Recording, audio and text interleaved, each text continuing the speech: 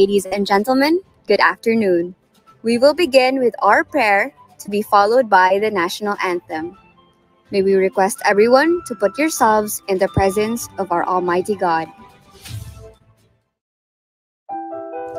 Let us put ourselves in the presence of God. God Almighty, thank you for bringing us together to celebrate Cebuano culture and heritage through the sharing of our stories. We need this in this time of uncertainty, O God, to remind us of our identity as a people, unique and blessed and proud. This reminder must inspire us that whatever challenges we face, whether unseen, alien, and treacherous, can always be overcome if we are united in working for the present and the future, and for the heritage of our children and community. We pray for our present-day heroes who are fighting against the virus, as well as other threats that besiege us today.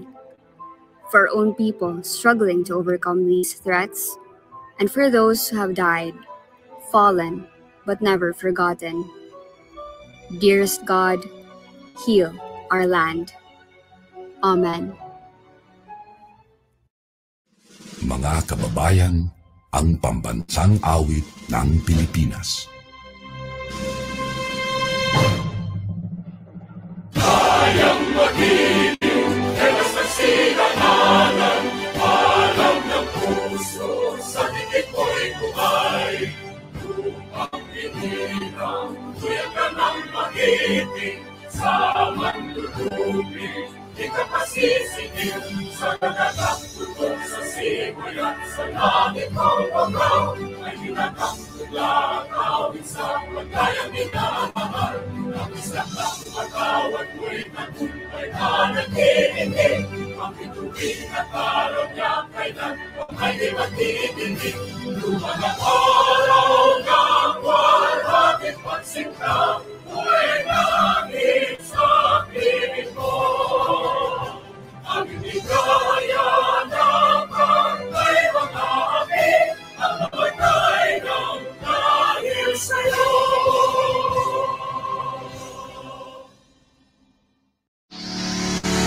Maayong hapon mga Cebuanon. Welcome to Gabi sa Kabilin 2021 online activities.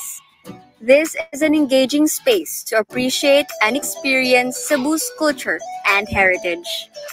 To formally start our webinar this afternoon, we would like to introduce Mr. Glenn Albutra, the Director for Cultural Affairs and Sports at the University of Southern Philippines Foundation.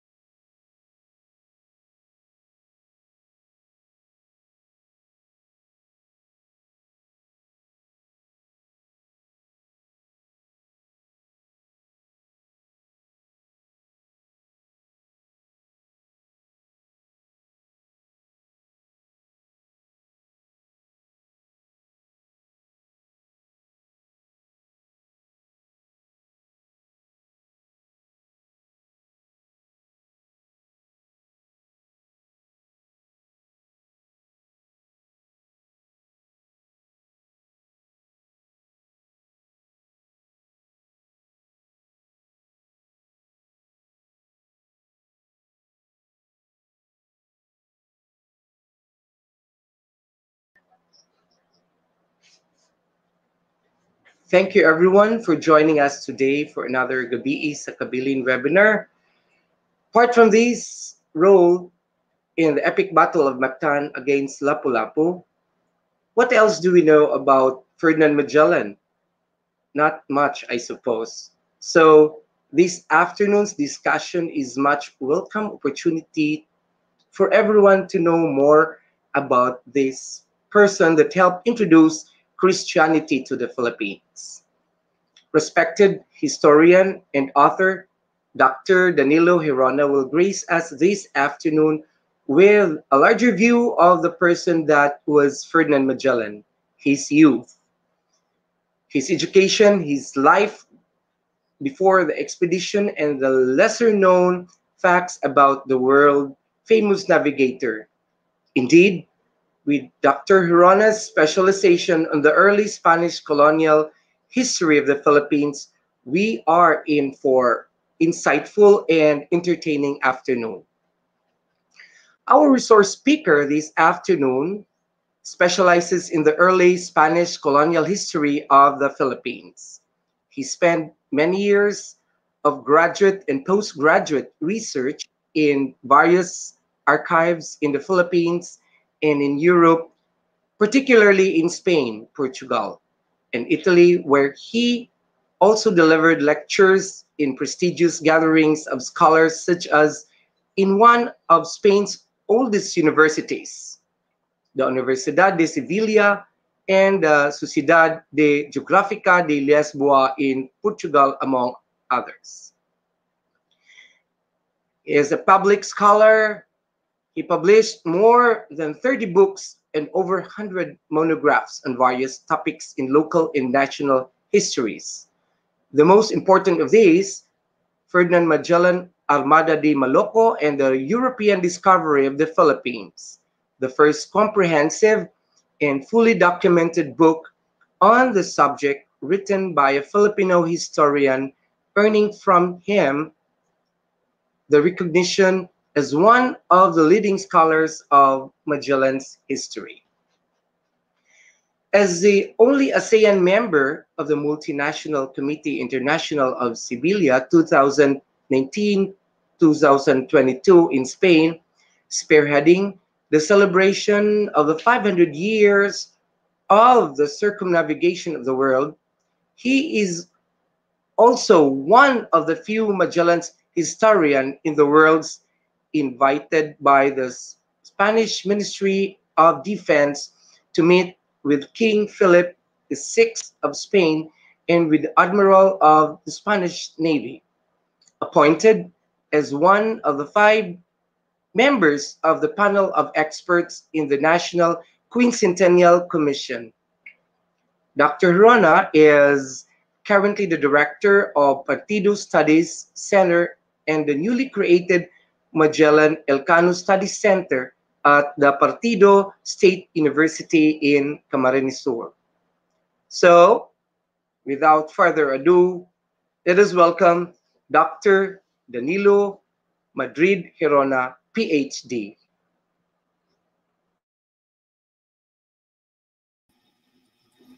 Thank you very much, Sir Glenn Agutra, for that generous introduction. Well, and of course, I would like to extend my greetings to the organizers, the staff, and all the people of the good people of Cebu for this another engagement on Magellan history. Well, of course, the world is celebrating. We are not the only ones celebrating the event, the Philippines, but the rest of the world. Go to Italy, Spain, Portugal, even in South America. There had been various celebrations, including lectures. In fact, I gave a number of lectures organized by the Italian embassy and the Spanish embassy and Portugal, and even as a country which is not, of course, involved directly in the event, such as that of Sweden. There is a certain international actually seminar they held a few months ago. And I gave a talk on Lapu-Lapu and the Battle of Mactan. So the whole world is actually engaged in this particular celebration.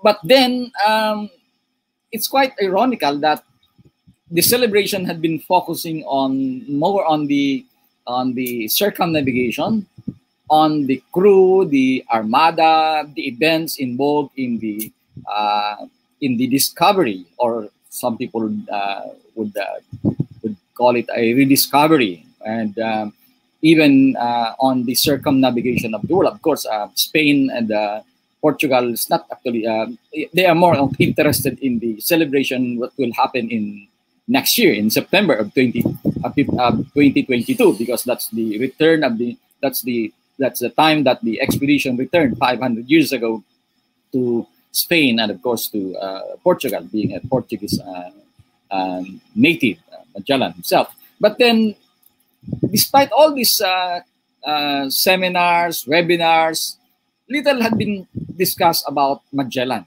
And I think, despite the fact that Magellan is among the most eminent sailors, little had been mentioned about him. I think the reason is because of the fact that Magellan remains a controversial figure until today.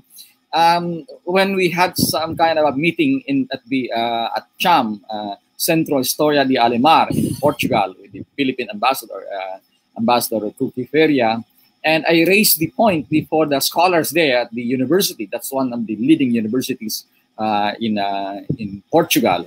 I said that we have to create some kind of an exchange program, talking about the collaborative activities between Portugal scholars and Filipino scholars, and said it's probably high time that we have to make use of Magellan as the center of that particular engagement. But one of the scholars reacted and said, "Oh, no, Magellan is still a controversial figure among us. The idea of Magellan as a hero remains a sensitive issue even among contemporary, even among scholars, Portuguese scholars." So I think that's the reason why Magellan did not occupy the center stage of the celebration, because of the fact that he's a controversial figure. In the Philippines, a number of Filipinos will associate Magellan not as a hero, not as one who is a heroic, not a hero, not necessarily, of course, a hero, but not necessarily heroic, because they would regard Magellan as a villain, because they said that Magellan was the harbinger of colonization. He started all this Spanish conquest in the Philippines. It's of course not true.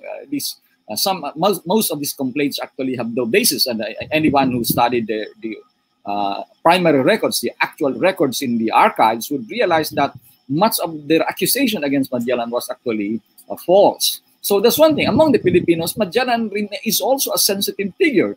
We would highlight Lapu-Lapu as heroic, but Magellan is an unfortunate victim. He was killed because people judged him as being an intruder. Also among the Portuguese, as I said earlier, even today, the Portuguese would not actually acknowledge Magellan in toto as a hero. They would be proud of Magellan because he was he was a native of Portugal, but the fact that he renounced his Portuguese nationality in exchange for the Spanish nationality, which in fact was a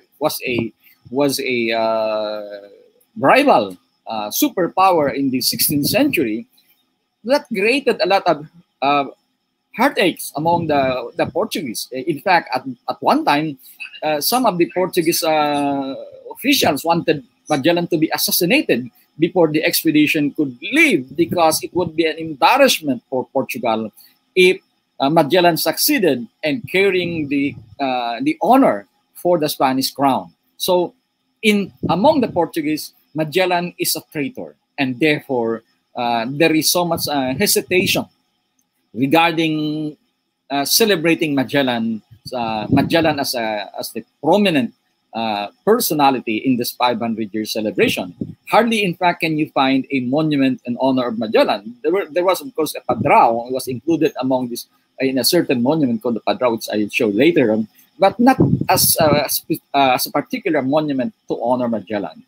On the other hand, among the Spaniards, Magellan is also another controversial figure.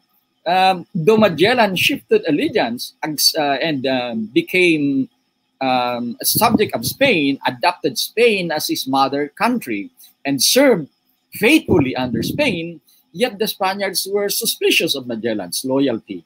In fact, there were some books that said that Magellan deliberately wanted the expedition to collapse, to become a failure, because of the fact that if it succeeded, it will bring glory to Spain, and of course would embarrass his country, which is, and they suspected that Magellan remained loyal to Portugal. That's actually one of the theses. When I was giving a talk in Lisbon 2 years ago, a certain Portuguese historian gave me a book which says, in that book, his main thesis is that Magellan remained loyal through and through as a Portuguese, and in fact, schemed, plotted on how the expedition that he was leading for Spain would fail, so that he would bring glory to Portugal, and of course, Spain would be shamed by that particular failure. So that idea was also entertained even among the crew of Magellan, among the Spanish hidalgos, as evidenced by the mutiny that erupted in San Julian in South America, because some of these Spanish hidalgos were suspicious of the real agenda of Magellan, that probably Magellan was not actually bent on making the expedition succeed, but wanted the expedition to fail, including themselves to die in the process as the expedition failed. So Magellan was a controversial figure from among these three countries that he had tremendously affected: the Philippines, Portugal, and Spain. So that's probably the reason why little has been said about Magellan.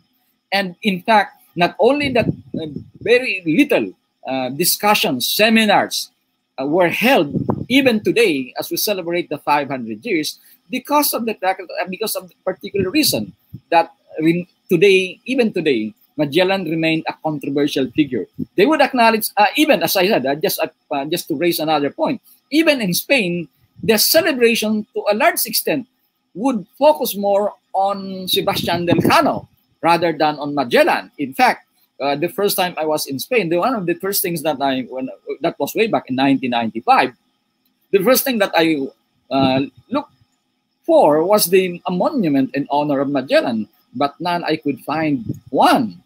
They have monuments on Cristobal Colon, Sebastian Elcano, but hardly can you find a monument in honor of Ferdinand Magellan. So the reason is because of the fact that Magellan, as I said earlier, among the Spaniards, Magellan was not, despite the fact that he had accepted, he had changed, he had shifted his allegiance to Spain, was not a Spaniard. And for that reason, there is still a wall of suspicion that actually divides the Spaniards and Magellan.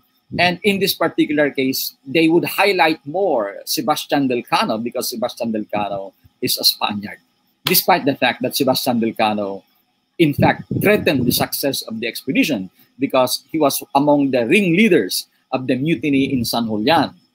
And so these are the circumstances that probably explain why, until today, little has been actually mentioned, discussed about Magellan. And for that reason, we remain at a loss as to the personality of Magellan. We know Magellan more as a sailor and his activities in the expedition, but little has been known about him as a person. And I think that's good enough that Cebu, the Gabi sa Kabilin, organizes. I think this is the first time that we have a certain kind of a lecture focusing mainly on Magellan rather than on his expedition, rather than Magellan as a sailor, which of course would occupy much of the discussion on the expedition rather than on the person of Magellan. One of the earliest to write, as I said, in the history of the Magellan historiography, to write a biography, a full-length biography of Magellan, it only happened about more than 100 years ago, around 1819, when a certain British scholar, Ferdinand Magellan, wrote a biography of Magellan. And he's not even a Spaniard, not a Portuguese, but it took a British scholar to write a history, or you might say a biography of Magellan, a very, very scholarly biography of Magellan, way back more than 100 years ago. This is an example of the book. This is an original edition, not a copy, not a recently published, but this is an edition of the 1890 book of Magellan. It's a rare book, of course, because we seldom encounter this anymore. It was published in 1890. And this was, the author was actually, was, as I said, a British historian by the name of Ferdinand Magellan. In the world today, very little, of course, had been written, as I said, on the biography of Magellan. Much had been written more on the expedition, and I'm aware of most of the scholars who did extensive work on Magellan were actually a good friend of mine. One of the latest work on the compilations on Magellan documents was written by an aging scholar by the name of Cristobal Chacon, who gave this book to me when I was delivering a lecture at the University of Sevilla. He was, I think, a professor at the university. He was retired, and he handed this to me after I gave a lecture. So one of the latest works on Magellan, which is more of a compilation of documents. So we get to know of Magellan for a long time from the compilation of Martin Fernandez Navarrete, which was, of course, started working on the manuscripts in Seville way back in 1719, but published only the compilation of his collection, the documentos, only around the early part of the 19th century. So, but then, as I said, more available documents, we begin to know more, not only about Magellan, but on the expedition, because of the recent researches of a number of contemporary scholars today. As I said, there are very, very few scholars dwelling on Magellan today. Of course, the other one that we get to know, contemporary work, was by Lawrence Bergreen, Over the Edge of the World. It's more popular work today. Although he's not a historian, he did a lot of very, very interesting work on the Magellan expedition. As I said, he's not actually a professional historian in that particular context, but it was an incredible job that he did. The other one was, of course, a Portuguese historian by, it says here, Ferdinand Magellan, Héroe, Traidor, or Mito. It's written in Portuguese, Hero, Traitor, or Myth. This is written by Jose Manuel Garcia, a good friend of mine. We have, of course, exchange of notes on this. Quite interestingly, in the book, he cited my work because I published my book earlier than his, and I was surprised when I read the book in Portugal. My book is included in the bibliography of this eminent Portuguese historian. He's one of the leading historians today in the world on Magellan.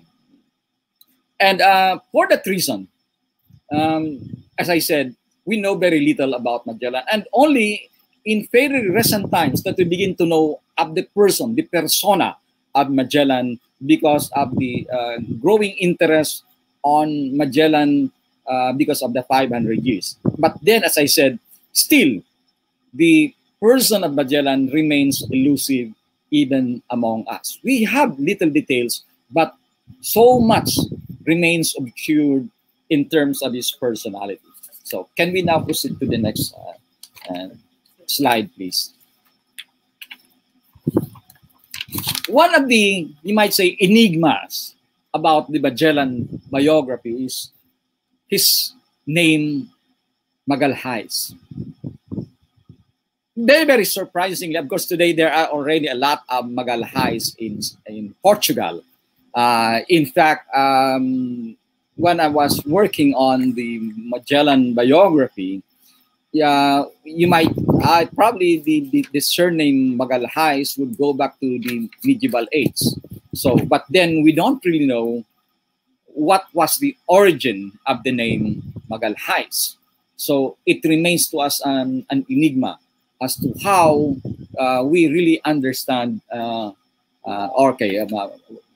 course, Magalhães, as the Portuguese would pronounce it, but of course, to most of us would pronounce Magalhães. But this is the Portuguese name of Magellan, but we don't really know what is the meaning of that Magalhães. Until today, much of the books that had been published actually evaded, if not, it was obscured in terms of the question as to what the word Magalhães really mean.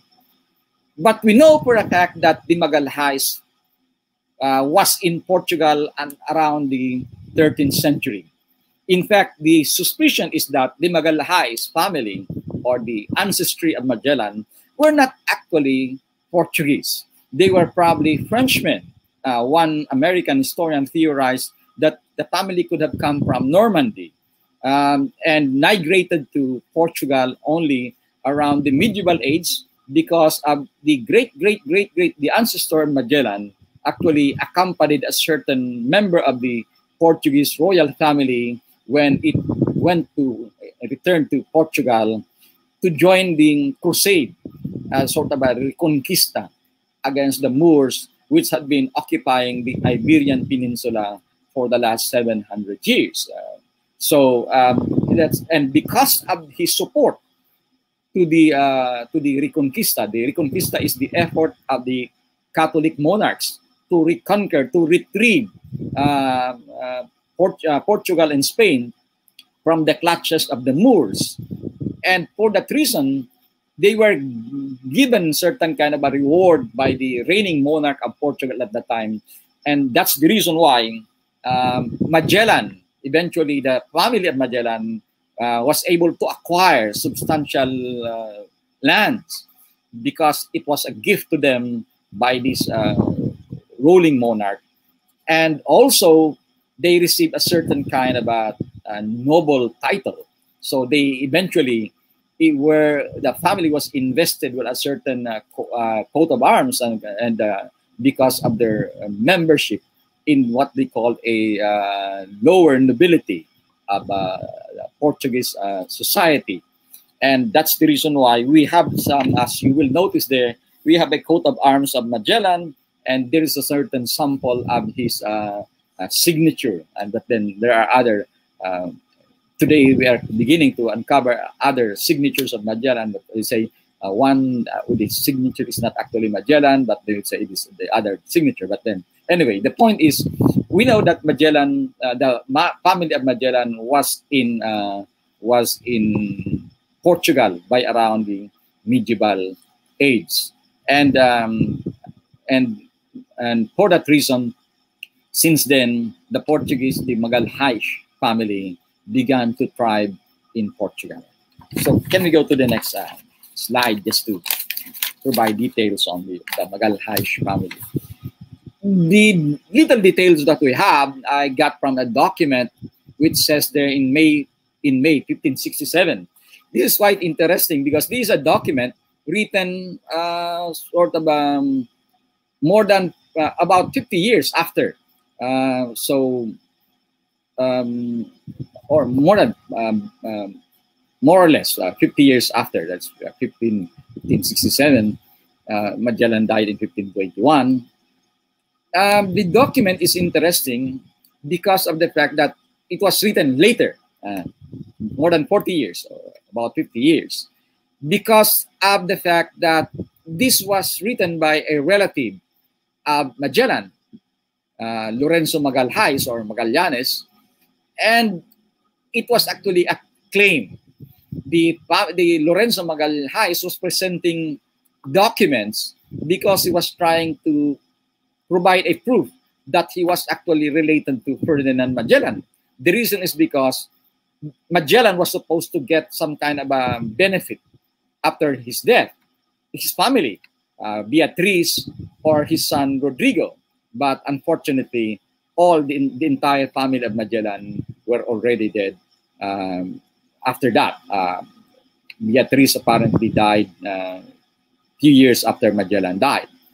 And his son, Rodrigo, died at a much earlier period, probably as soon as he left Seville. So there was no heir from among the Magellan family. And so this relative of Magellan was making a claim 40 years ago. And so he presented his evidence, certain church records that he was actually connected to the family of Magellan. And it was out of that we get at least a documented record. Of course, there are so many accounts, legendary tales, and of course, as professional historians, we try to avoid making use of a certain kind of apocryphal documents. certain kind of claims regarding his connection to Magellan and so on and so forth, just like the myth that surrounded Lapu-Lapu later on, that certain families claim that they were descendants of Lapu-Lapu, all these things, unless there is a solid evidence. The same in the case of Ferdinand Magellan. We don't. There are a number of family trees, genealogical records that I have read going back to the medieval age, but then they are highly questionable because they do not cite any particular archival document upon which certain information from their genealogical tree were taken. But this one, at least we have a document. It says that Magellans, that the father of Magellan was Roy de Magallanes, and it also mentioned there of the brothers of the father of Magellan. And here there's a certain little detail that is given by the Archivo Heraldico Genealogico, which says that Roy de Magallanes was the mayor of Aveiro from de Magallanes, lords of the Villa of Ponte de Barca and of Nobrega, and the wife of the father of Magallanes, of Ferdinand, was Alda de Mesquita. So we have certain little information about the family of Magellan. This therefore shows that the father of Magellan was actually a sort of a mayor, alcalde, in the, it says there, alcaide, mayor de Aveiro. It's quite difficult to really translate the word alcaide because in the Philippines in the 19th century, an alcaide is more of a warden, but it could have been a corruption of an alcalde, which could also mean a mayor, a civil official, but it also, at some point in their history, an alcalde could also mean a military post. So we don't really know what was the position of the father of Ferdinand Magellan, but it is said that he was an official of the town of Aveiro in Portugal. So can we now proceed again to the next slide? Here is, but where did Magellan live? Again, this is controversial because there are two schools of thought about the birthplace of Magellan. One, the most popular, of course, and I subscribe to it, was Sabrosa. But the other one, in fact, my friend,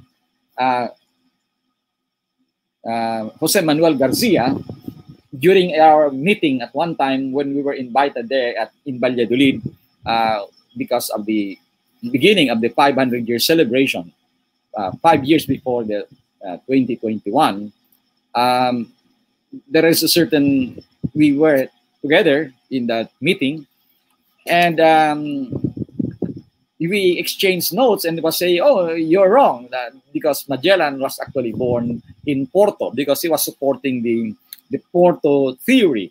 And a number of Portuguese subscribed to Porto, whereas I subscribed to Sabrosa, and some other scholars 100 years ago, as I said, the eminent Ferdinand Guillemard subscribed to Sabrosa as the birthplace of Magellan. Today, it's very, very difficult to really make a definitive judgment on this. But then, at least the president of Portugal seemed to subscribe to the belief that Magellan was actually a native of Sabrosa, because the mayor of Sabrosa, whom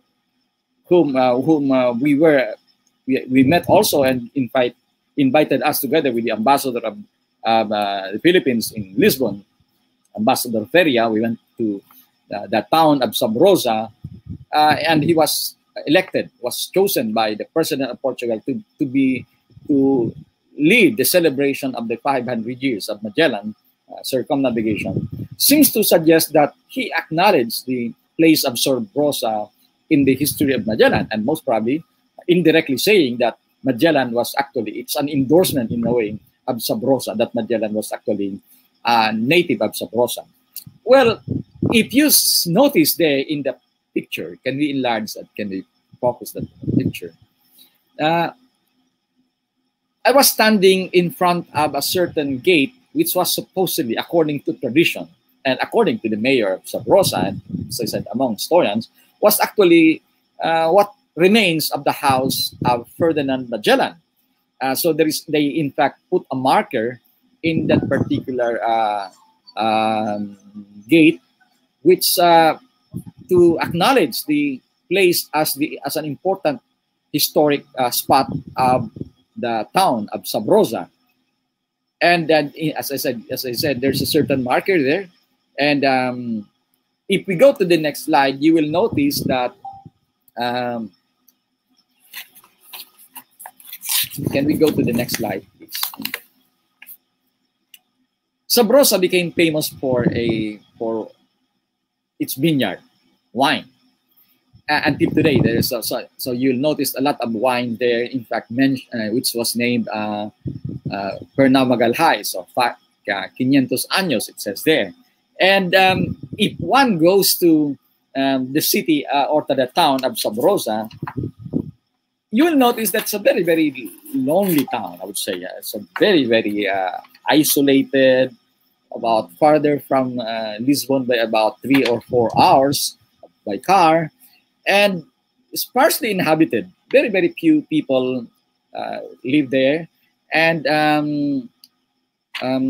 most of the houses are closed, especially, of course, during winter. But then, hardly can you encounter a number of people walking in the street, except, of course, in the center of the town. And even at the center, there's still comparatively very, very small people as compared to an average town in the Philippines. So that was the setting of the town of Sabrosa, where Magellan was supposed to have been born and lived for about 10 years. So imagine if that was the situation today, until 2018. I've been there for a number of times in the town of Sabrosa, and hardly did I see any change. And imagine this was 2018, and imagine 500 years ago how the town could have looked like. But why is it that they live there? Apparently because there was a vast sprawling open spaces, and that is probably the reason why it was given to the family of Magellan to cultivate them, to develop them. And of course, as part of the sort of a manorial system, the family of Magellan would protect the territory in behalf of the king. And that's, of course, part of the so-called feudal system. And just like the encomienda system in the Philippines. And that's probably the reason why it was given to the ancestors of Magellan, because it was hardly inhabited. And it was given to them as sort of a task, not only as a gift, but also as an obligation to develop it for themselves and in behalf of the king. And that's probably the reason, as I said, why Magellan's family remained there in Sabrosa. If we go to the next slide, please. I'll show you another. This is a sort of a monument of the young Magellans, very, very small, in front of the municipal hall of Sabrosa. So that building there, quite small compared to many of the more impressive municipal buildings that we have here in the Philippines. Still a small building, and as I said, and this is virtually an isolated plaza where do you have here a monument, a small monument of the young Magellan. So Magellan spends, as I said, almost his years in this particular village. Magellan was born according to tradition. Again, there is no definitive account on this because I haven't gotten any specific document which provides, or even the baptismal record of Magellan. But then tradition has it, and most scholars agree on this because there were two theories. Magellan could have been born around 1490, but the most likely one was about 1480. So Magellan was born 1480, 12 years before Columbus discovered America. And he stays here, but for about 12 years, probably around 1492. Magellan's parents died, he became orphaned, with except for his, of course, he has a number of brother and sisters. And because of this, I think he had at least 2 sisters and 1 brother. But then it's very, very difficult. Again, for a historian, it's very, very difficult to really identify the exact numbers of the brothers and the sisters, the siblings of Magellan. Because if you just rely on the accounts, they would mention that this Diogo is a sort of a brother, somewhat like that, and Inebra is another name of the sister of Magellan. But then sometimes they do not adopt the family name of Magalhaes. So in a way, it's very, very difficult to really identify them. And another thing you have to consider is there's a possibility that Magellan could also have other siblings outside carnal siblings, might say, outside the really wedlock. So it's possible that the father of Magellan also had begotten other children outside the family of Alda Mesquita, the wife of Roy, who was actually the mother of Fernão. As to the mother of Magalhaes, by the way, I failed to mention, we don't really know his family roots. There were some theories among some scholars that Alda Mesquita, based on the name, could have been a converso. It's probable that he could have some roots, Moorish roots. But then some people say probably not only Moorish roots, because they said Mesquita could have come from the word mosque. But then they also said that it's probable that aside from their Muslim roots, probably they could have been connected with certain kind of Jewish blood. But then these are all speculations because we do not have a specific document which would buttress these claims. But the point is, Magellan spent his early days in Sabrosa until he became orphaned. And because of this, he was brought to Lisbon by his relatives. Let's now go to the next slide. This is a painting of the life in Lisbon in the 16th century. And it shows a vibrant life, a lively, exciting life in a way. There's so much people compared with the town of Sabrosa. It's so much alive because of the fact that it's the center of civilization in the later part of the 15th century, when, of course, starting in 1467, that particular case, when Henry the Navigator died. Earlier on, he started exploring the seas beyond the coastline of Lisbon. And so the age of discovery, the age of scientific enterprise, in a way, began with, in a way, partly through Portugal, because of these experiments, because of this research undertaken by Henry the Navigator, and which Magellan, of course, honored because he named his slave Enrique in honor of Henry the Navigator. And since then, because of their fascination for the sea, they started exploring the southern part of Africa. And so they discovered the Cape of Good Hope. And then by 1497, Vasco da Gama discovered Calicut, India. And onward, they proceeded more as they explored more of Southeast Asia. They discovered more territories, particularly with the conquest of Malacca in 1510. And why is it important to mention these things? Because all these discoveries ushered in wealth to Lisbon. With these discoveries of South Africa, and the discovery of India, it generated so much wealth. This time, because Portugal had now access to the most prized commodity in Europe in that particular period, spices. India was the jump-off point of spices. In fact, they thought that spices were actually grown in India. But then it was also a trade secret among the businessmen of India, because actually India was only a transit point of the source of spices, of the, you might say, the trading center of Southeast Asia at the time, which was Malacca, which is now close to the present city of Singapore. And so the Portuguese were interested not only to colonize India, but also to proceed to Malacca to control spices there. And that's the reason why, since then, spices was flowing through Portugal, and Portugal, particularly Lisbon, became a very, very rich city.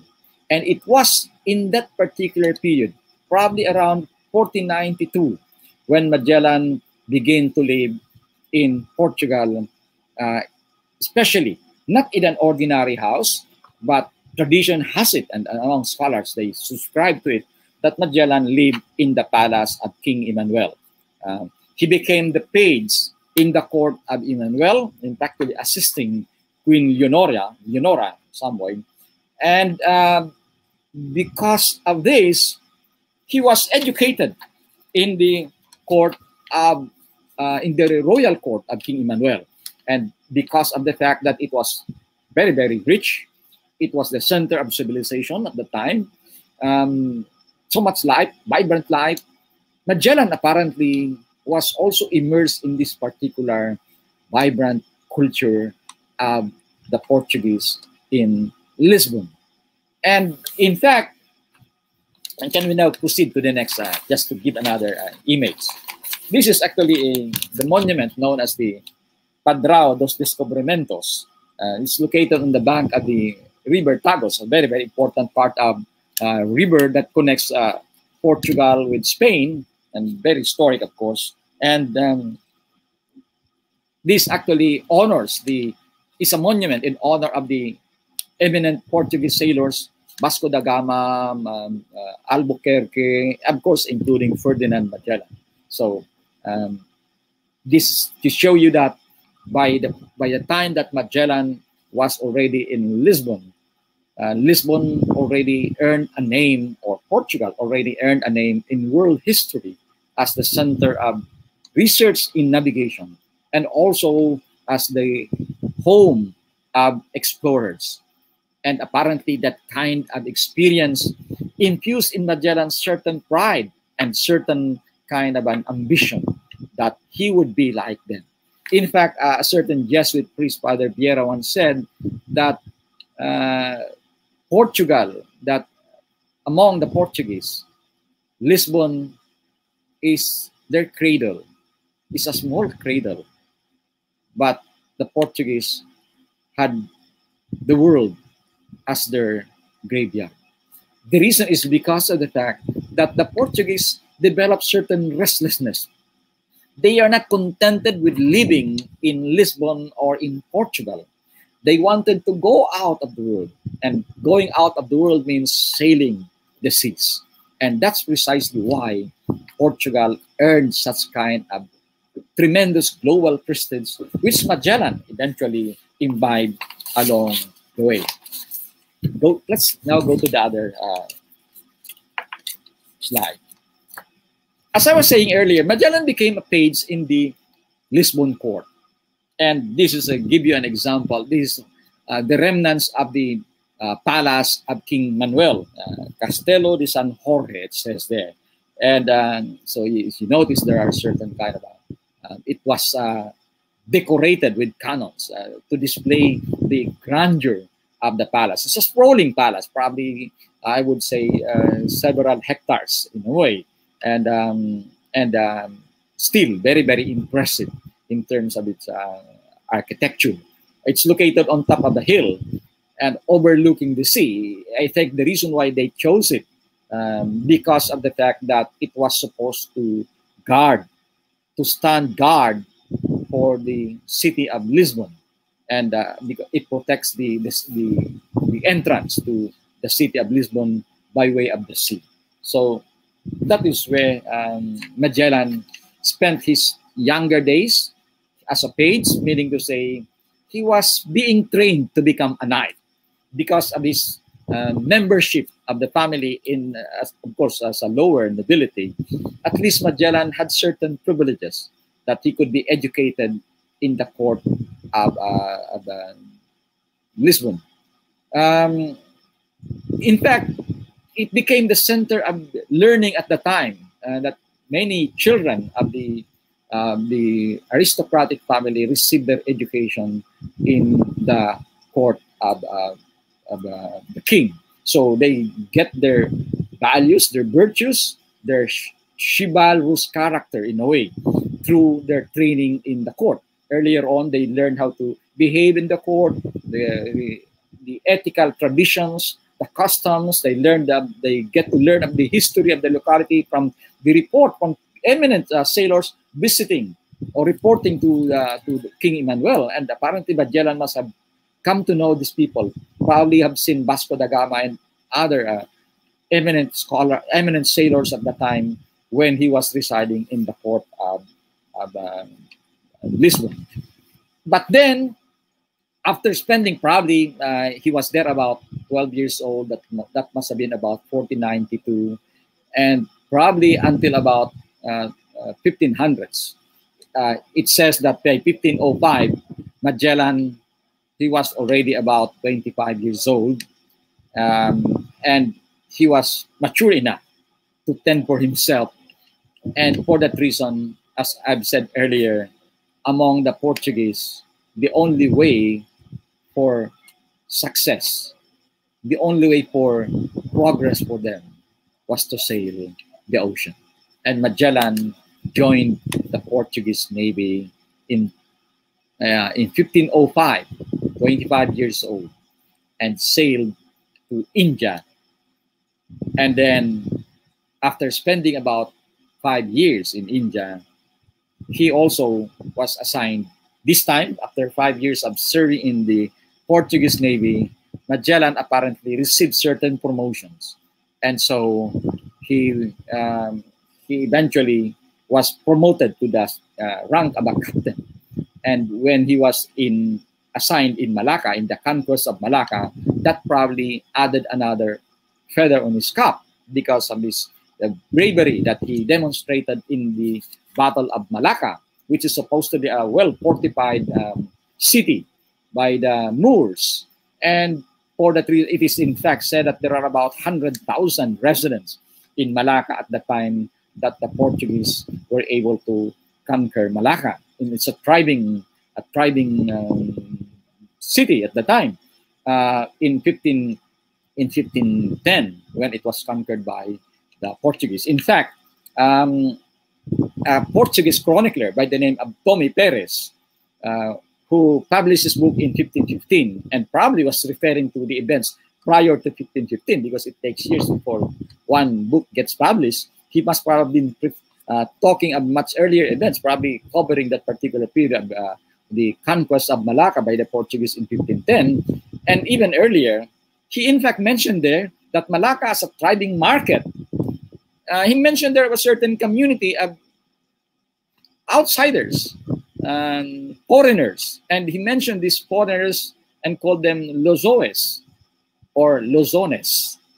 And he was, in fact, says that these were actually a small community that goes back and forth to Malacca every year, and they were bringing their wares. They were carrying gold, and they were selling them in the market of Malacca. Apparently, they were quite important in Malacca because it was said that one of them eventually was appointed as a bandar, sort of a market supervisor in the city of Malacca.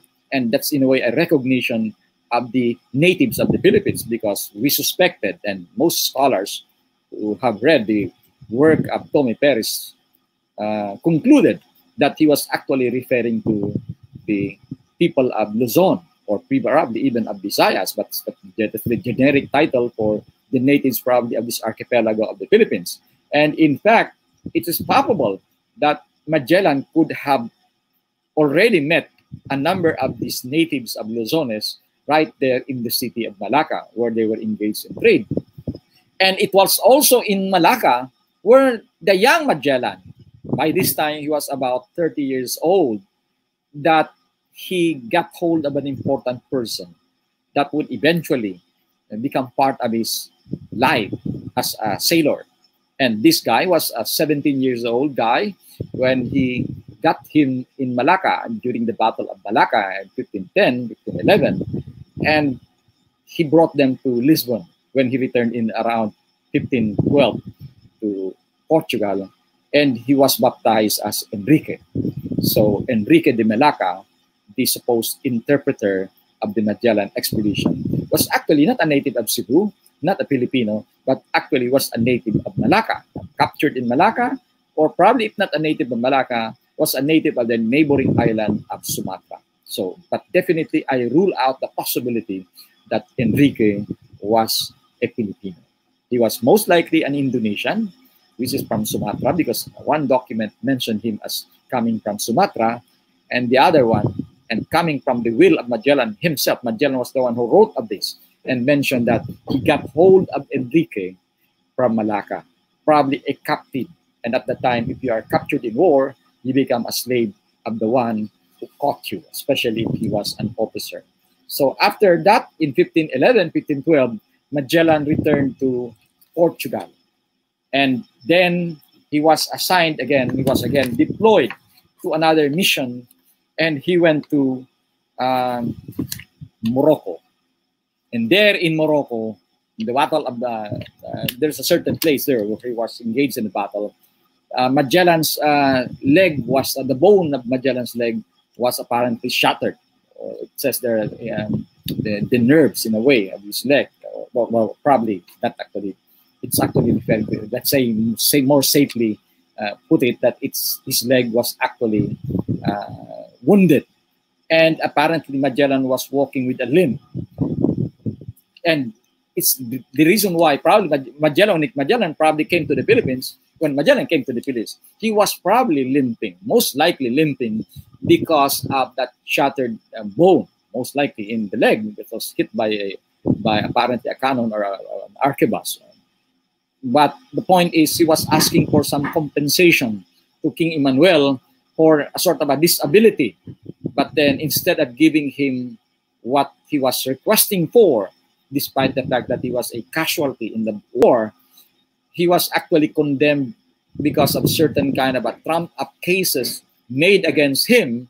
He was, in fact, condemned by King Emmanuel, and he accused him of stealing supposedly 2,000 heads of cows, which he sold, but apparently failed to remit the money to the royal treasury. And because of his accusations, because of the case in some way lodged against him by the king for supposed corruption, Magellan was angry and decided to leave Portugal. By the way, we have to understand in some way that Magellan is a typical sailor. As some of us would put it, a woman in every shore, or a woman in every port. Magellan seemed to be like that. Far from the characterization that we have of him as a very, very serious guy with long beard, with a certain kind of more serious countenance. Magellan was apparently also a hedonist, one who enjoys life. That's how we got from the last will and testament of Magellan, because Magellan seems to be saying that if I die, if I side certain children, you should probably give them the benefits that accrue to me. So the idea is Magellan was aware that he was engaging in some kind of an extramarital affairs, and he probably had side children along the way, but he did not mention any of them. But it apparently shows that Magellan was strongly convinced that he must have children.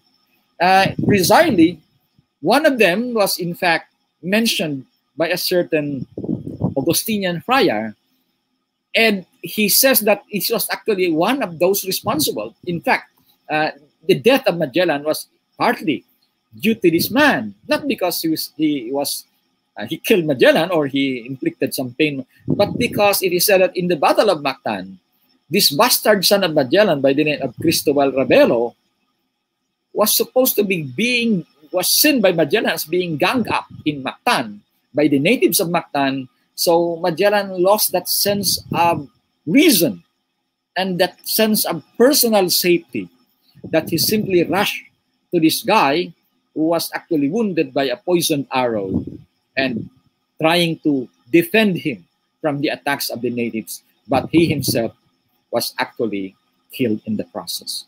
So there was a certain kind of a suspicion that Magellan actually had children outside wedlock while he was in Lisbon. And anyway, when he returned, as I said, he decided eventually to shift his allegiance to Spain. Can we go to the next slide, please? We have few slides more. Okay, can we now go to another slide? This is a painting, just because we do not have any images about what happened. This is my painting, an oil painting I did, just to reconstruct what happened when Magellan made his proposal before the eminent consultants of Charles V, when he already changed his allegiance, when he left Lisbon and proceeded to Seville. The reason, the one that was holding a globe, of course, was Magellan. The other one pointing the globe was Roy Palero. I will say something about Palero because Palero was a guy who was never actually occupied the centerpiece or the center stage of Magellan history. He was apparently mostly ignored by historians, despite the fact that he was a very, very important person in history.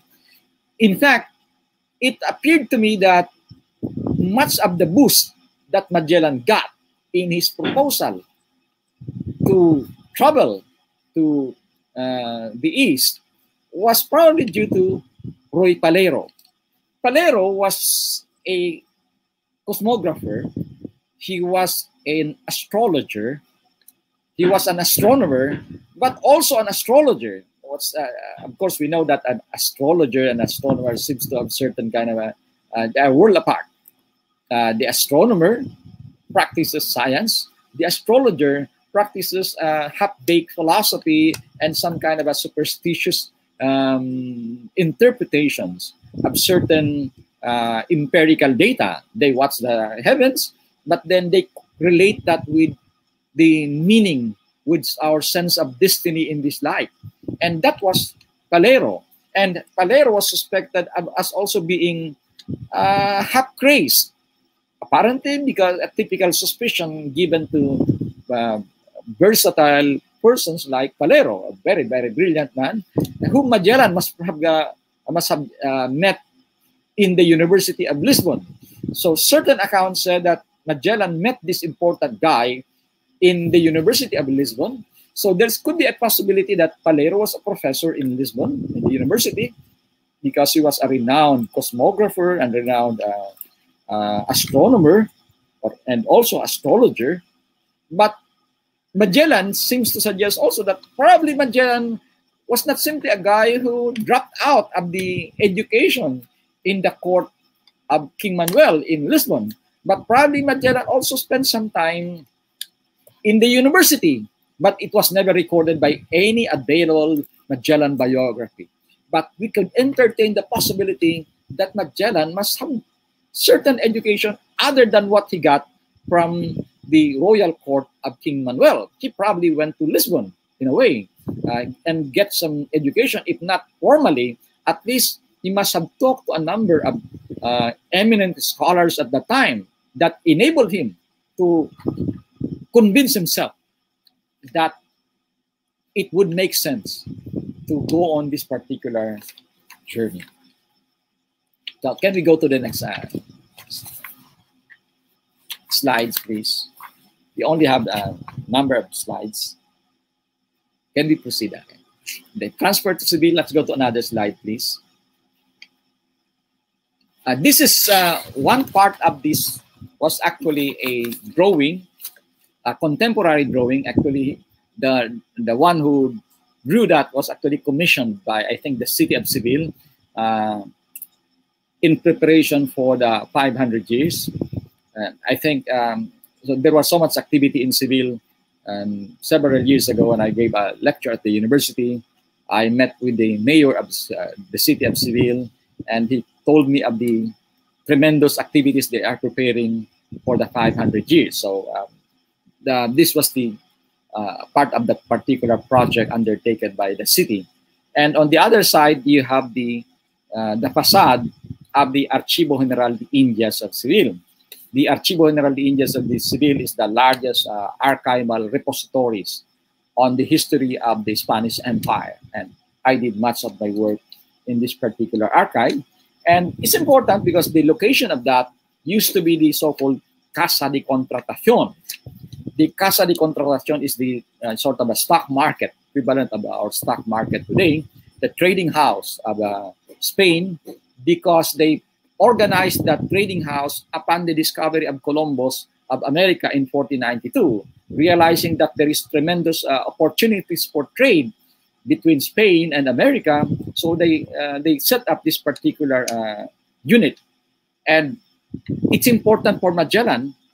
This place was important for Magellan because of the fact that it kept substantial records on the South America, or the South American, Central and South American continent.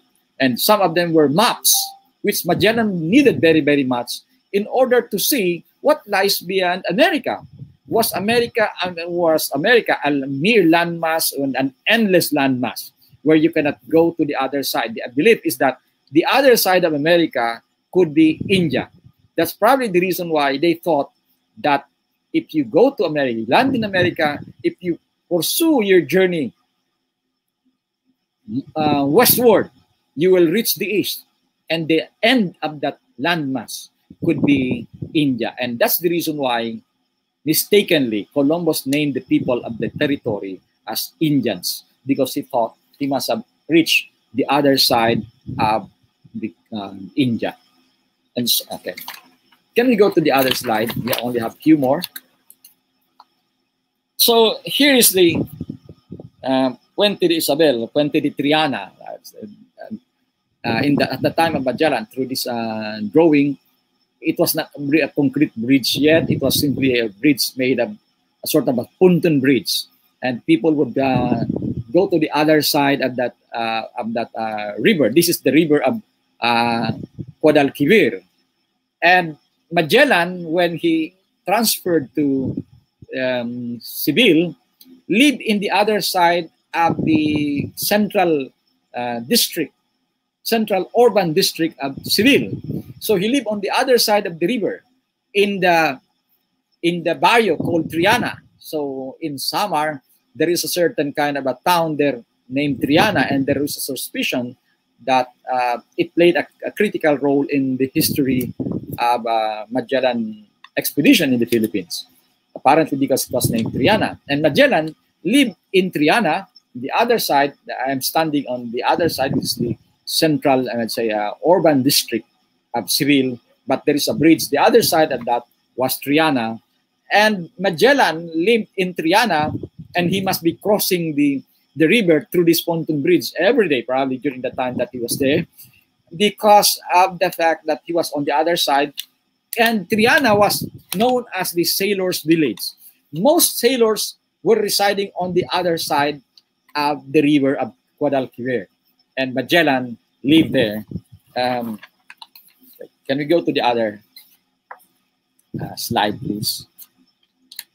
And in Seville, while he stays in Seville, he was, of course, he was accommodated earlier on by a family of the Barbosa, who were also Portuguese. And the Barbosa family, the father was actually, Diogo, named Diogo. He was the commander of the fortress in Seville, and he was influential, though he was not a native Spaniard. He was a Portuguese. He eventually earned certain respectable position, and so he was made a commander of the fortress of the so-called Alcázar de Sevilla, and he had a daughter by the name of Doña Beatriz, and this is the signature apparently of Doña Beatriz, whom eventually Magellan married. And so Magellan stayed for a year and then later on married Beatriz. Of course, it's necessary for Magellan to marry Beatriz, not only apparently for sentimental reasons, but because for pragmatic reasons. He does not have enough money, and in Europe at the time, it's the woman who gave the dowry. So Magellan received a dowry from Beatriz, and that enabled him to sustain his life and eventually live in the family of Beatriz. And because of this, Magellan secured connections through his father-in-law, and he was able to move among the prominent circles of Seville. As you have to remember that Seville was the center of Spanish power at the time, because of the fact that all major expeditions going to America would leave from the river of Guadalquivir and proceed to San Lócar de Barrameda, where the Atlantic Ocean begins, and off to the Americas. Okay. Finally, go to this one. Can we go to the next slide, please? This is a portrait of Charles V.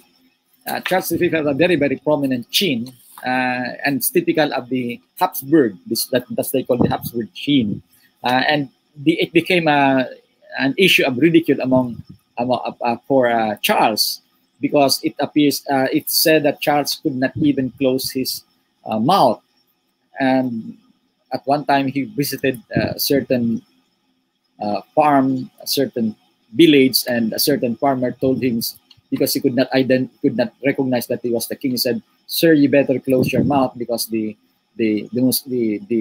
flies here are nasty and they would enter your mouth," failing to understand that he was actually the king, who had certain kind of deformity in his face. So anyway, let's go to the other slide. Charles was the one who gave him the permission to join the expedition. Magellan, when he made the proposal, Charles was recently installed. I think it's serendipity, so to speak, or probably providential, because had Magellan, who transferred to Seville in 1517, and it so coincided with the year also when Charles assumed the throne as the king of Spain. Had Magellan arrived there before, or probably had the king that was to sit on the throne in 1517, not Charles, probably Magellan's proposal would be challenged. The reason is because the Spaniards were very, very conservative. Of course, they were suspicious of foreigners in some way, especially Magellan, who came from a rival country. His proposal would probably not be approved. But then it was approved, promptly approved, in barely a year's time, that he raised his proposal, because the consultants of Charles were not all Spaniards. In fact, many of the Spaniards hated the consultants of Charles, because most of them were actually Germanic. They were Flemish, if not Italians, in a way very, very liberal as compared to the more conservative outlook of the Spaniards in the 16th century Spain. And also Charles himself was not a Spaniard. He could hardly speak Spanish. And that's the reason why, as I said, the native Spaniards did not actually favor much Charles because of this. But it was also fortunate for Magellan, because of the fact that he was not a Spaniard. Charles was more open to ideas other than those coming from the Spaniards, and was not very, very, does not have more prejudicial outlook towards non-Hispanic. And in a way, as I said, that's probably providential, because when Magellan proposed it, Charles was the king, and it was promptly approved. And so it began the journey. Magellan, can we go to the next slide, please? It's last slide, I think. Okay, so this is the Barrio of Triana. It says there. There's a certain story. It carries the title of Triana. Can we go to the other slide, please? The next slide, please. Okay, that's the Torre de Oro, a very, very prominent landmark in Seville, where Magellan, of course, is always a part of the experience of Magellan. It's a busy life of Seville, because of the sailors there, going to Spain, going to America, and Magellan must have been a part of that vibrant and life of the navigators. And it was because of this that he acquired certain familiarity with sailors in Seville, and that eventually was responsible for him joining the expedition. I think last slide, please. Okay, this is the Sanlúcar de Barrameda. It says here Sanlúcar de Barrameda. I was standing on the shore of Sanlúcar de Barrameda, so I went to places which, of course, played a key role in the expedition. I did not just read the documents. I have to go to the place and have a feel of the places where this history took place. So I did not do an armchair history. I read the documents, but I also have an empirical sensory encounter of the places. And this is the Sanlúcar de Barrameda, where the Magellan expedition began. Just to end this discussion, when Magellan left Seville, Beatriz was actually pregnant with another child. And Beatriz already, or Magellan and Beatriz already had a son, 6 months old at the time that Magellan left, named Rodrigo. But for a long time, historians were only familiar of a son, Rodrigo, until very recent time when a friend of mine got hold of a document at the Archivo Histórico Provincia de Sevilla, which mentioned another child. Beatriz was actually on the way when Magellan left. So Magellan left a 6-month-old child, Rodrigo, and never returned at all. In fact, after the death of Magellan, probably along the way, as I was saying, Rodrigo died because we never knew of him, never learned of him anymore. But we learned of Beatriz and the father-in-law, through the father-in-law of Magellan, Diogo Barbosa, that Beatriz apparently was still alive when Magellan was already on his journey. Because of the mutiny at the ship, there was a certain kind of an investigation. There was a certain desertion that happened. I think it's the Santiago. And for that reason, there was a certain investigation made.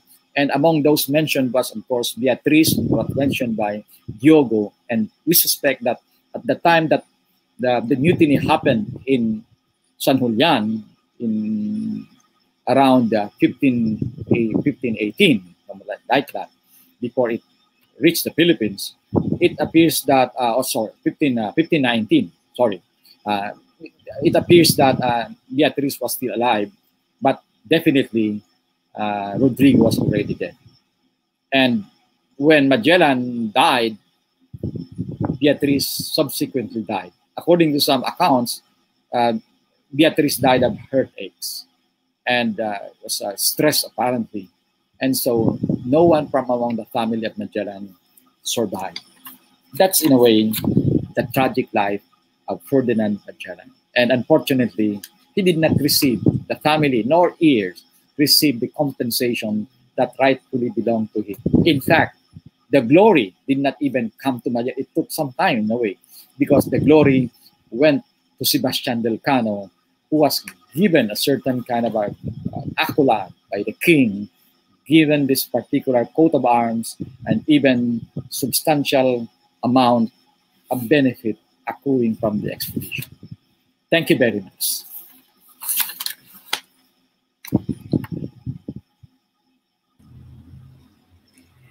Daghan kaayong salamat, Dr. Gerona, for giving us a glimpse of the life of Ferdinand Magellan. It actually humanizes him, and we, as you said, we just found out it's also tragic what happened to his family. It was tragic what happened to him, and his family also experienced a tragic life.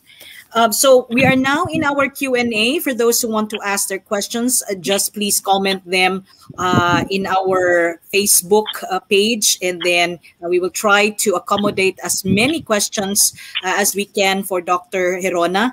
But we already have some questions actually, so we will begin our Q&A. But at the same time, while we're doing the Q&A, just to give a little bit of breather for Dr. Gerona, we're also going to be giving out our trivia questions already. We will intersperse them. Anyway, let's begin with the first question. From Rodrigo, the same name as the son. Rodrigo Ontog Pakibot Tagoy, thank you for your question. Good afternoon, Dr. Gerona.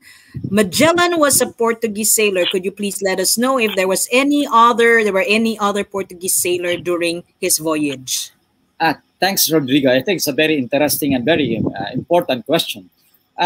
Remember, it was an expedition funded by Spain. So it's a Spanish expedition. But then you have to understand that the crew of the Magellan expedition was actually the first United Nations, so to speak. It's a multinational composed of British, Greek, in fact, Muslim convert to Christianity were Muslims. There were, in fact, South Americans. There were, in fact, children.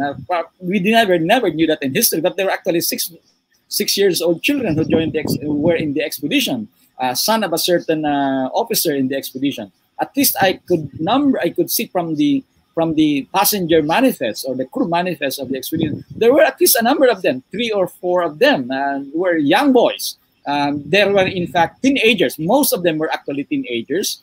And so in terms of the age, these are varying age. The oldest probably was about 50 years old, but the youngest would be about 6 years old. But then, how many Portuguese were there? Of course, you have to understand that Magellan is a sailor, veteran of traveling the seas. And Magellan knew for sure that the danger at sea does not come only from water. It does not come only from nature. It comes from human beings themselves who were in the expedition. Mutinies happened in the expeditions. And for that reason, Magellan seemed to entertain the possibility that he cannot count on the Spaniards, of course. He must have felt already earlier on that the Spaniards were jealous of him. They were suspicious of him, so he cannot count on them. And probably, in fact, believed that if ever there would be certain kind of trouble, it would erupt from the Spaniards themselves, from the so-called Spanish hidalgos, noblemen, who were jealous of the position given to Magellan, who was coming from a rival country. But then, Magellan made sure that there would be substantial number of Portuguese. So Magellan encouraged more Portuguese to come in. But then, the Spanish authorities realized that Magellan was bringing in more Portuguese. So it would eventually trickle down to the issue that if it succeeded, what is responsible for the success? Were the Spaniards or the Portuguese? So it would be again embarrassment on the part of Spain. So they limited the number of Portuguese to 5 per ship. And there were, of course, 5 ships. So there should be only 25 Portuguese. But then, Magellan apparently employed certain kind of tricks that some of the Portuguese, in order to increase the number, he concealed the names of their Portuguese names and adopted Spanish names. And in fact, added more Portuguese in the crew. So in reality, we don't really know the exact number of crew of the Magellan expedition. The official count of the king was 238, something like that. But we surmise that probably the entire crew would number about 260 or even 270 because Magellan inserted more Portuguese and other crew other than what is allowed by the king. So there were at least on record 25 Portuguese, but as I said, we don't really know whether some of the Spanish names there were actually Portuguese who Magellan permitted to conceal through Portuguese names. Thank you for that answer, Sir Danny. But was this the first time, sir, that the expedition was multinational, composed of different people from different nations? Is this the first time? Well, in terms of the number of passengers, in terms of the number of nationalities, I think this is the first time. Most of the Wow. expeditions actually, yeah, traveling from Spain to South America were actually in some way manned by sometime Portuguese, sometime Italian, as in the case of Christopher Columbus. But then this is the first time that we have substantial number of foreigners, Italian, British, Dutch, British, Greek, and even various city-states of Italy, because at that time Italy was not yet one country. So there were different nationalities coming from different parts of the world in that party. In fact, at the time that they were trying to announce, to recruit through the so-called pregones, pregones were actually town criers. They would announce in the port, in the seaports, that there's an expedition being organized to go to the east, so join. There are very few Spaniards who excitedly joined the expedition. Most of them were actually foreigners. So ironically, foreigners. So that's the reason. Yeah, yes. Yeah. That's very interesting, sir. Yeah. Yeah.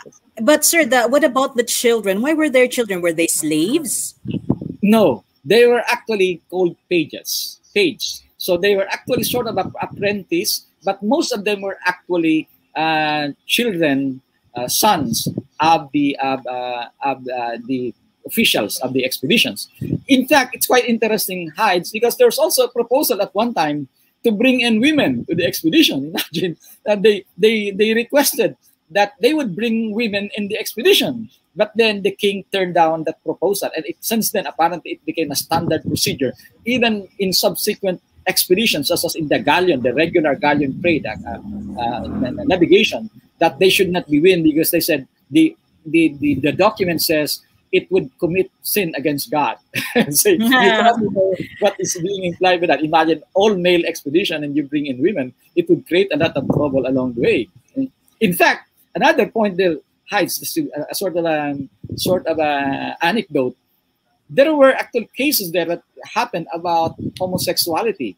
In fact, Magellan ordered the execution of one of this crew because they were caught in flagrante delicto, engaging in such. In some way, the older crew raped a younger crew in the expedition, and Magellan ordered him to be killed when they docked in South America. And it's documented.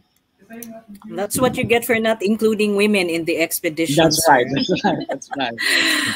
Okay, I think there was a question actually about whether women were included in the expedition. We have answered that, and thank you very much for the question, whoever that was. I just saw it quickly actually flashed. Okay, let's go to another question. Here's the second question, sir. From Papay Nanudum. Dear Doctor, kind thanks for contextualizing the period. You have stated that as a historian, you'd rather not work with undocumented sources. I was wondering if you know of any sources on the blood compacts Magellan are said to have made with datus from Bohol, Butuan, and people from Palawan. Kind regards, and he's taking notes, sir. Yeah. Thank you very much, Pai, for the question. Yes, it's a very, very well documented. Of course, in the journey of Magellan, I do not know specifically it's Bohol, but the one that we have there was the blood compact. There was on the Legazpi expedition, as far as I remember. But Magellan did not have I think blood compact with the chieftain of Bohol. But if you are talking of certain subsequent blood compacts, they were well documented, especially in the Legazpi expedition. I'm pretty sure that the Legazpi expedition had a certain blood compact with a chieftain there. I think Skatuna or whoever, or the chieftain there, and it was well documented. Substantial documents we have, especially in the later part of the expedition. By the way, you have to understand, contrary to the popular belief of people, that all these expeditions from Magellan to Loaiza to Saavedra, Villalobos, including Legazpi expedition, they were not actually intending for the Philippines. All of them officially were designed to go to Moluccas. Even Legazpi expedition, contrary to popular belief, the Legazpi expedition, the crew, including the second in command, Fray Andres de Ordaneta, of course, they're very important for the Cebuanos. Fray Andres de Ordaneta who was the second in command of Legazpi, did not really know. Yeah, did not really know that the expedition was bound for the Philippines. He only knew of the decree when it was opened while they were already on the high seas, and it says there that they were going to the Philippines. All the while, he thought it's going to be to the Spice Islands because the frequent correspondence when he was being invited, because the Ordaneta had been invited 10 years before the expedition departed.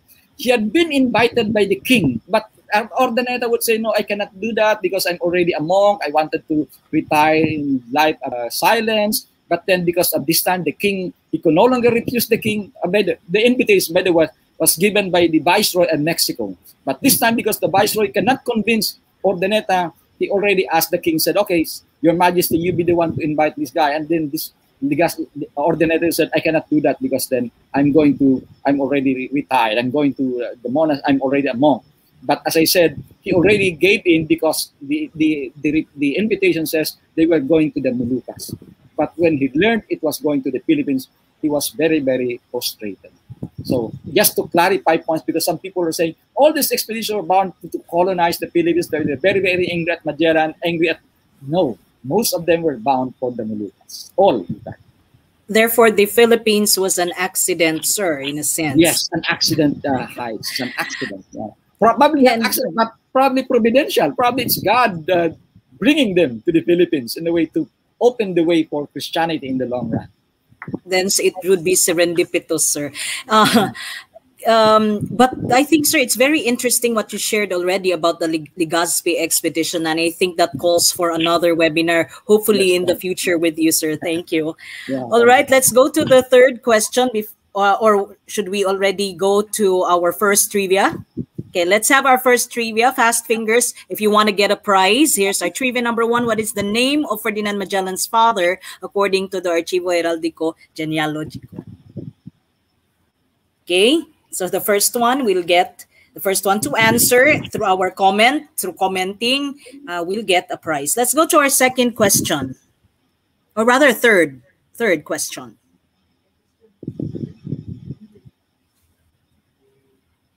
Can we flash it? While you're preparing, here, from Renren Alhatraka, could we say that Magellan's role in world history had more impact in comparison to Elcano, who completed the circumnavigation? Thank you very much, Renren.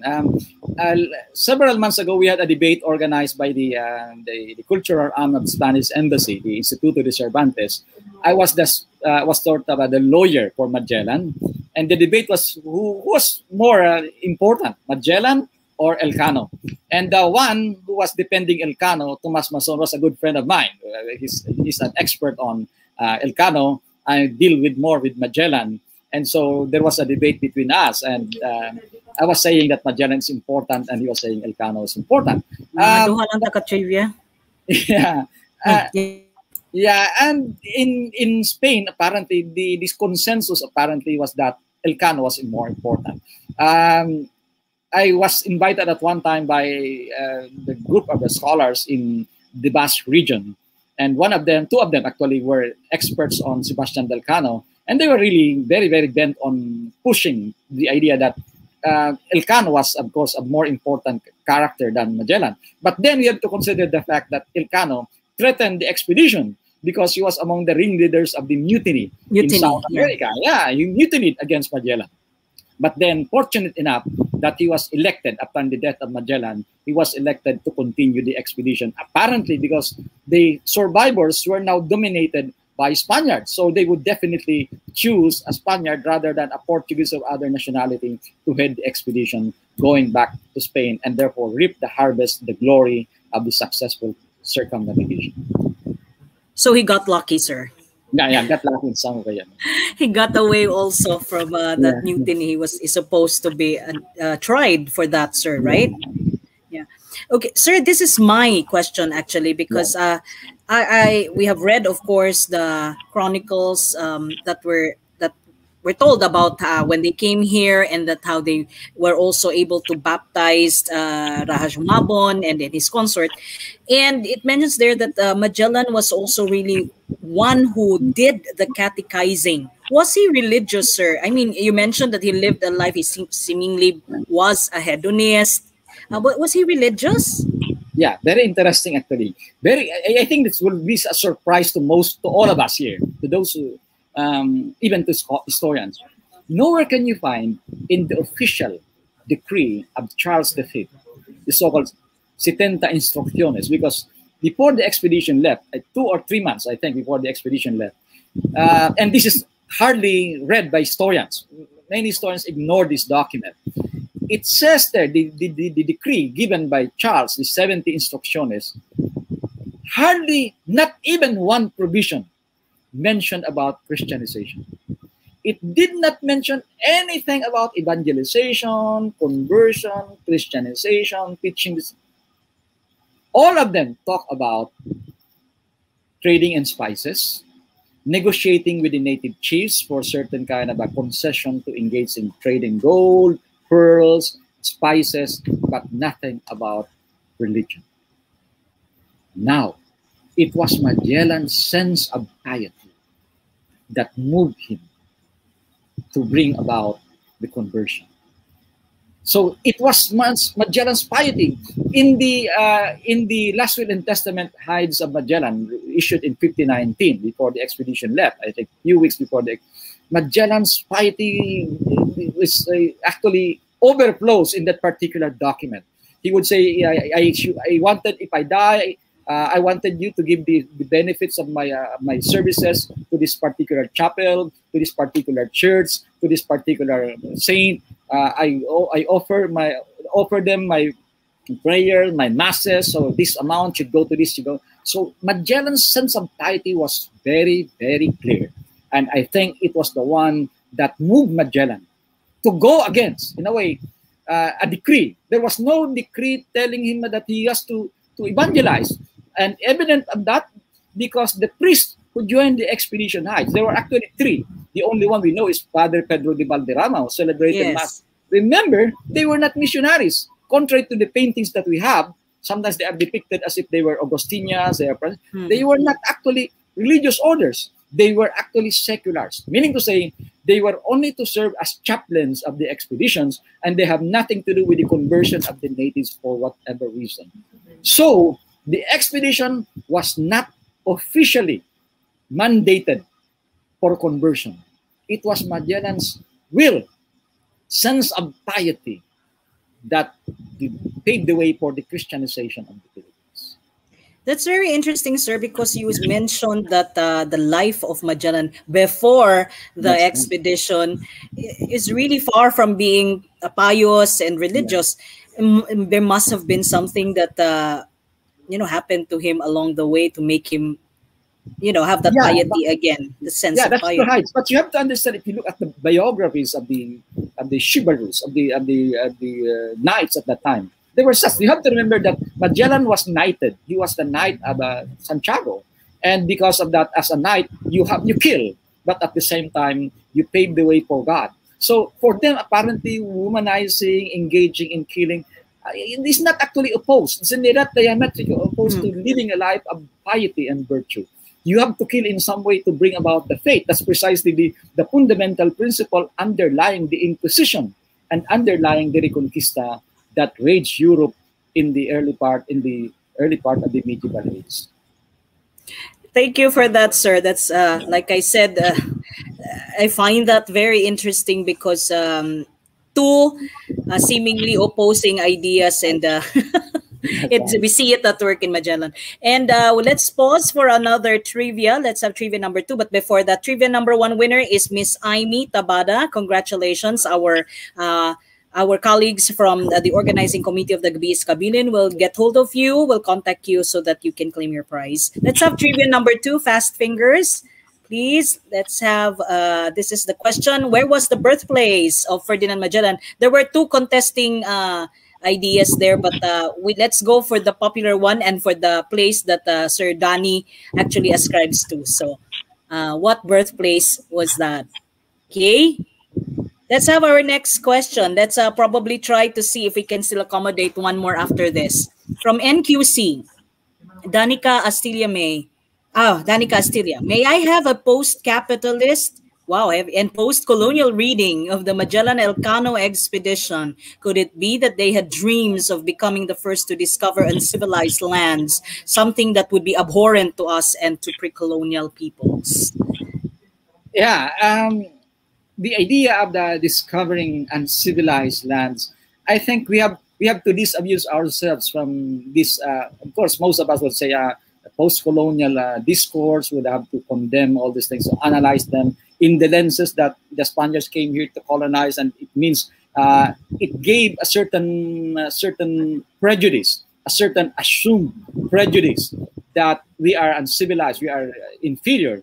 Well, you have to understand that at the time of the Spanish conquest, or even when the Magellan expedition departed, as I would always suggest to historians, you have to look at the data in a larger context. Most of us would probably pick up a certain information and jump to the conclusion without really looking at the logic of history.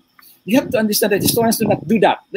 Professional historians do not just simply pick up and marshal informations and create judgment out of the little details you got. You have to look at the cultural atmosphere prevailing at the time, the logic, the prevailing reason at the time. And precisely, I would like to raise this point that contrary to what people always thought, that the Europeans always thought of the people in the East as very, very primitive, very, very uncivilized. Apparently, that's not true. In fact, when the Magellan expedition left, so much had changed even in the issue of conquest. You have to remember that the Spaniards did not simply say, okay, let's go colonize the... No. That's not how it happened. You have to remember there is already a prevailing theology of conquest at the time. The theology of conquest spawned by such eminent human rightists, particularly Fray Bartolomé de las Casas. You have to remember, Bartolomé de las Casas was in a way the leading founder, the leading spirit of championing native rights. In fact, Charles conferred upon him the title of a Protector de los Indios. This was about 1517. In fact, Bartolomé de las Casas was among those who sit in the panel that decided on the proposal of Ferdinand Magellan. And Bartolomé de las Casas, in fact, even Spaniards hated him.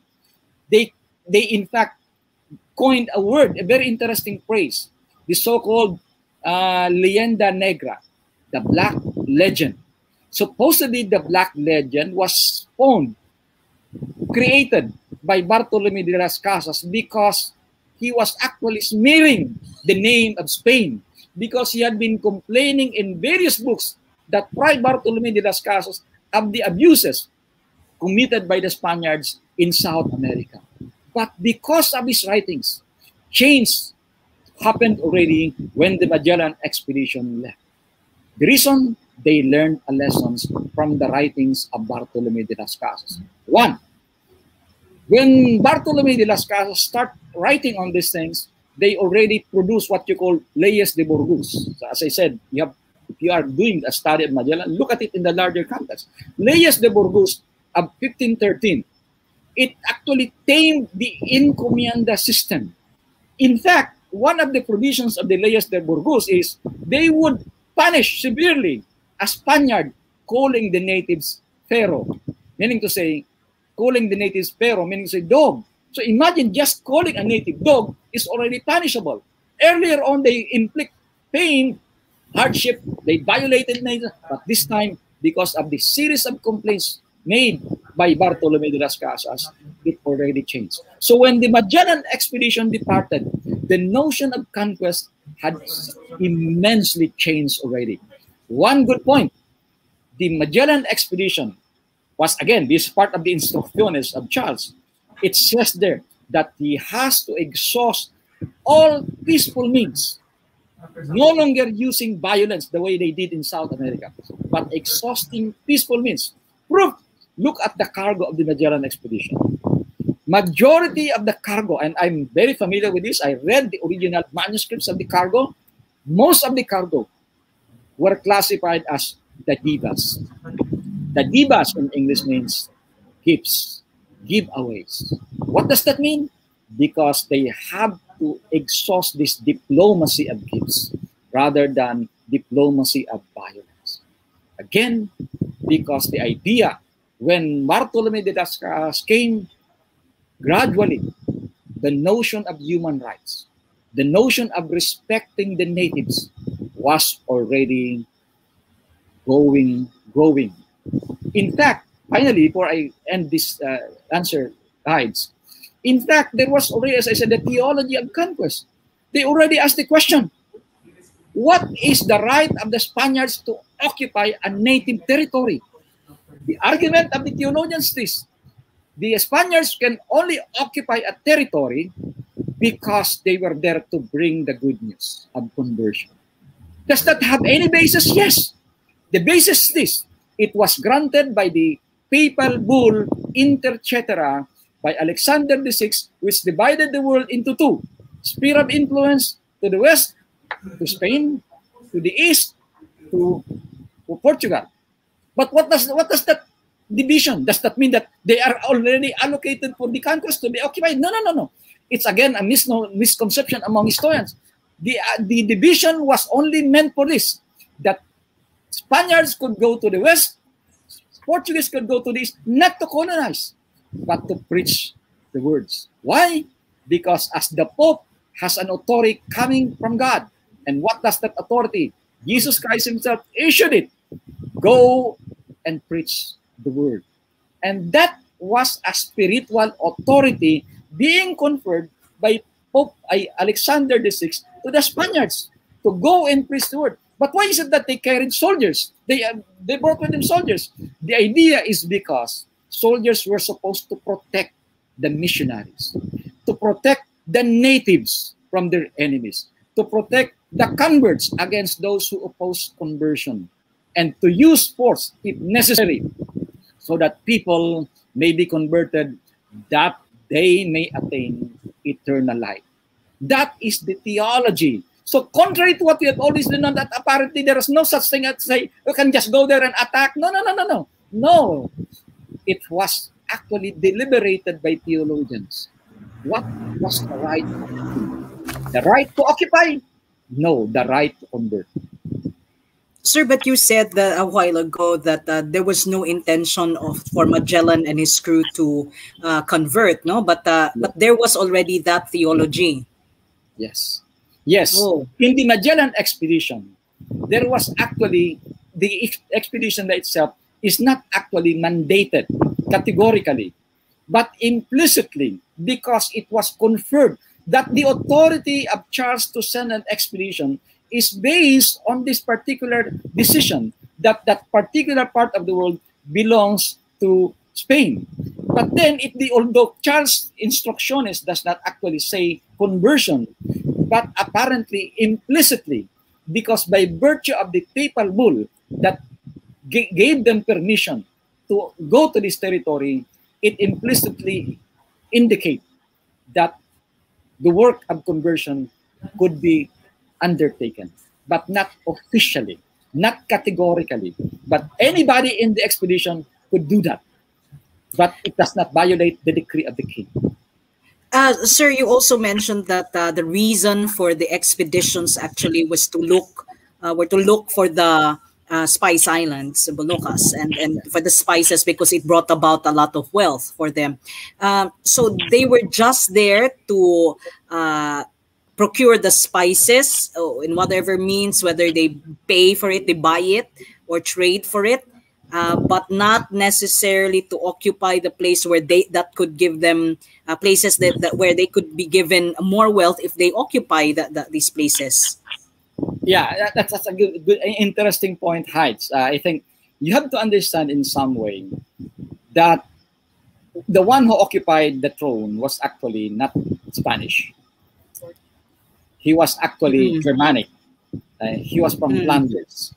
And that's precisely, and the reason why when I was writing my book, I already entertained this particular thought, that when I read the instrucciones of Charles, vis-a-vis the papal decree that conferred authority to the Spanish monarchs. It so happened the one who sat there. You have to remember that the Inter Cetera bull was issued in 1493, long before Charles became the king. The king sitting there was a pure Spaniard, Ferdinand and Isabella. Very, very intact. They were actually conferred the title of the most Catholic of all monarchs. So in a way, all expeditions, if ever these people will send, they would always be containing spiritual component. But this time, although the mandate of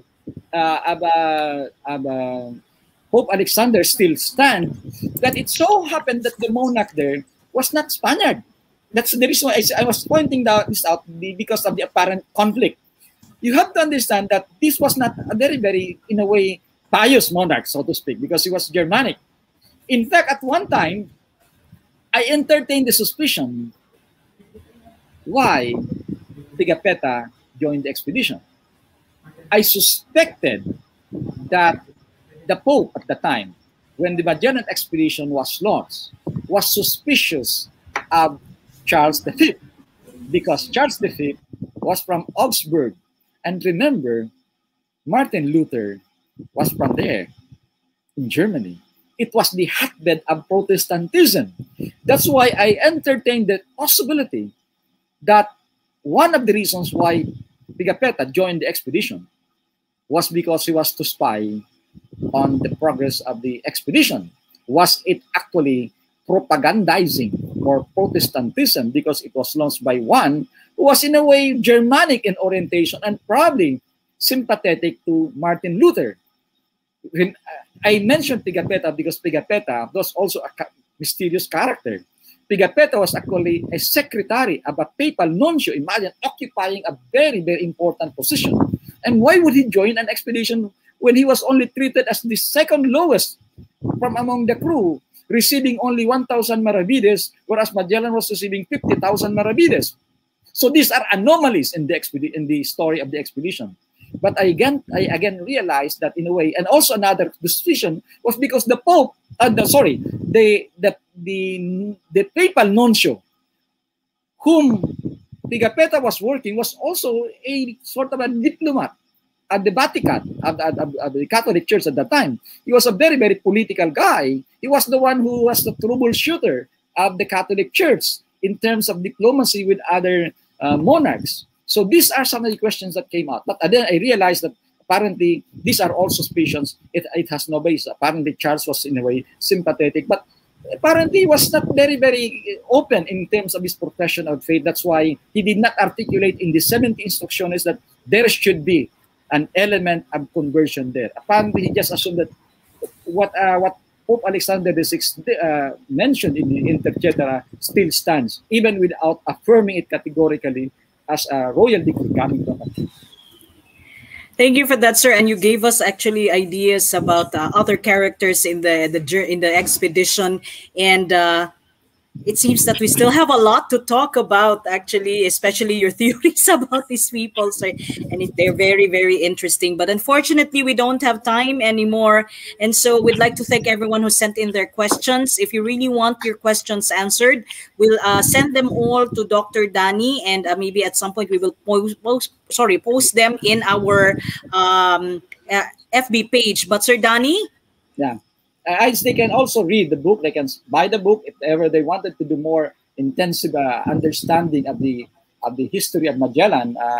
They can probably buy this book. This book is based on primary sources, and they can message us at Danilo Gerona FB. So if for other questions also, and they're interested to buy the book, they can message us. Yes, please get hold of the book, of the Sir Danny's book. Thank you very much, Dr. Danilo M. Gerona, for this very interesting afternoon, and for always accommodating our request for other webinars. Hopefully, we can do more in the future, sir, because there's still so many things that we need to discuss about this expedition only, and that there are still many expeditions that we can still discuss in our GSK webinars. And for this, we'd like to give you our certificate certificate of appreciation, sir, given to Dr. Danilo M. Gerona for sharing his expertise and time as resource speaker of the webinar Ferdinand Magellan, the Man Beyond the Voyage during the Gabi sa Kabilin 2021 online activity for May. Given this 29th of May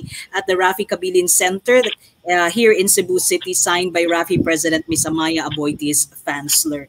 We will send this certificate to you, sir. Denghan kaayong salamat, sir, for a very interesting afternoon with this talk about Magellan. Now we know a little bit more of him. Very tragic life and tragic also what happened to his family, and so many things is tragic, but it's very still interesting life. And for that, we thank you again, Dr. Danilo M. Gerona. And in behalf of the GSK partners for this year, 2021, and the organizing committee, Arlene, Martel, Renren, Sigrid, Melka, Makmak, and Verla. And we'd also like to thank, by the way, the USPF Rizaliana Museum, especially to Ma'am Lourdes or Ma'am Odette Hereza and Sir Glenn Albutra for hosting this webinar in May. And we'd also like to thank our support teams from the CRM FAY and our BDG, like especially Chad, and IT Clint for helping us with the internet connection we have here. And with that, we'd like to thank daghan kaayong salamat everyone for joining our webinar this afternoon. Please do not forget that we still have a lot of webinars in the coming months, because starting today, this May, until December, we still have a lot of GSK online activities lined up for you. We shall be posting a calendar, so please be updated. In the next month and in the coming months, we have webinars and other online activities like quiz balls and online exhibits. So please stay tuned and be updated about what will go on with our Gabi Isa Kabilin online activities. And with that, we thank you again, everyone, and daghang salamat and good afternoon, and keep safe. Bye-bye. Thank you so much for sharing your valuable time and for participating in our webinar today. We hope to see you again next month for another Gabi sa Kabilin online activity to appreciate and experience Cebu's culture and heritage.